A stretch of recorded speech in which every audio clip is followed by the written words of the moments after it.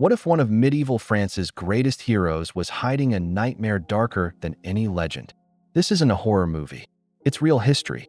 Gilles de Rais, a knight who once fought beside Joan of Arc, went from celebrated war hero to one of history's most sadistic child killers. Stay with me, because in the next few minutes you'll see how a man praised as France's savior spiraled into pure evil. And by the end, this story might change the way you look at heroes forever. Gilles de Rais started as the perfect knight.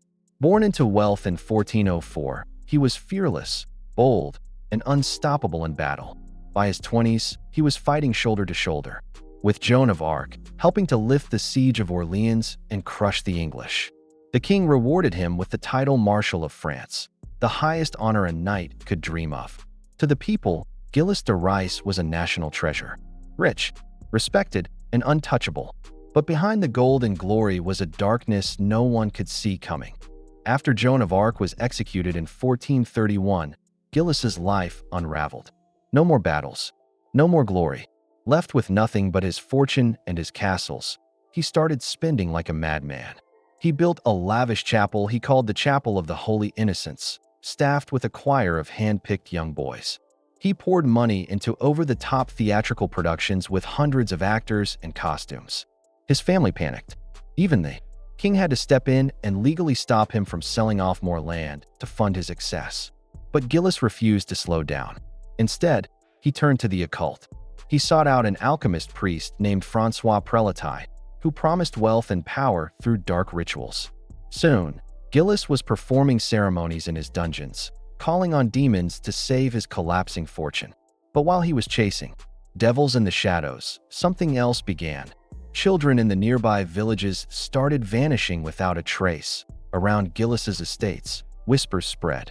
Kids as young as 6 or 7 disappeared after playing near his castle. Others were lured with offers of food, coins, or jobs as servants. Strangely, every time the Baron was home, more children went missing. But who dared accuse a war hero? Families were powerless, terrified, and often too poor to fight back. For almost a decade, parents lived with the gnawing fear that their lost children had met a fate too dark to name. And inside those castle walls, that fear was horribly true. Gilles de Rais targeted the most vulnerable. His servants scoured villages for lonely, hungry kids. Once they brought them inside, the children were treated like royalty. Imagine it, a starving peasant boy suddenly dressed in fine clothes, seated at a table overflowing with roasted meats and sweet wine. Gilles himself often played the role of kind and generous host. For those children, it must have felt like a miracle. But when the doors locked at night, the miracle turned into a nightmare. Alone in his upper chambers, Gilles tore away the illusion. He ripped off their fine clothes, bound them with ropes, and unleashed horrors beyond imagination. He raped them. He tortured them. He savored their screams. The same knight who once showed mercy on the battlefield now relished cruelty behind closed doors. Sometimes he killed quickly, slitting throats or snapping necks. Other times, he dragged the suffering out, stabbing, taunting, comforting, then hurting again. He often forced his servants to kill while he watched, clapping, laughing, enjoying every second. But even death didn't stop him. After his victims were gone, Gilles desecrated their corpses. He mutilated them, cut off heads and limbs, kissed, severed heads like toys. He arranged body parts in grotesque displays. Sometimes, he even used the blood and remains in occult rituals, hoping to summon demons. And then he erased the evidence. Bodies burned in fireplaces, bones buried in shallow graves or thrown into castle moats. Over time, investigators would uncover the remains of countless children, leading to the horrifying estimate that Gilles murdered between 100 and 200 innocent lives. His castles, once symbols of chivalry, had become slaughterhouses of the innocent.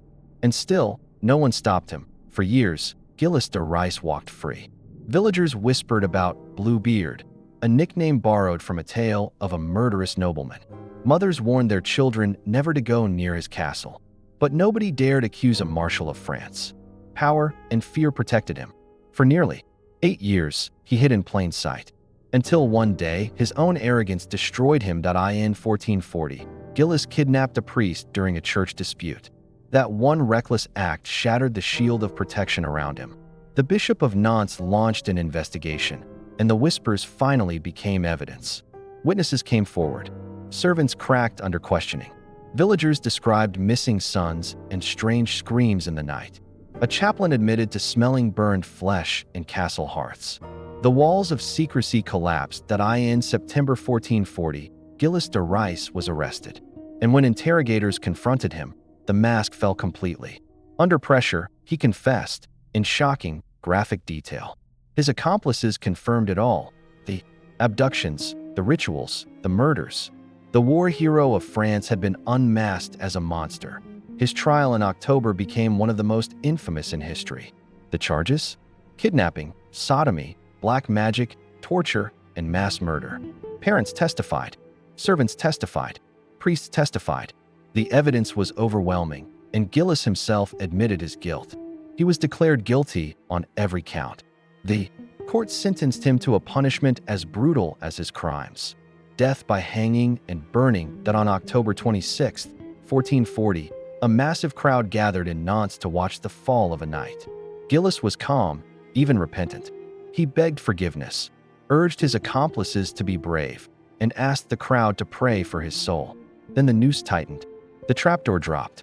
Flames rose, consuming the man who once fought beside Joan of Arc. Within minutes, the body of Gilles de Rais hung lifeless and burning. He was 36 years old, and with him died the illusion of a hero. The story of Gilles de Rais is one of history's darkest lessons. A knight who rose to glory, only to plunge into evil so deep it shocks us centuries later. His tale inspired the legend of Bluebeard, but this was no fairy tale. It was real. It was terrifying. And it reminds us that appearances can deceive and power can corrupt absolutely. Thanks for watching this chilling journey into the shadows of history. If this story shocked you, make sure to hit like. It really helps out.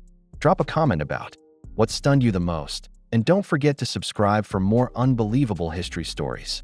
And when you're ready, check out the next video, because history still has plenty of secrets left to reveal. Until then, stay curious and stay safe.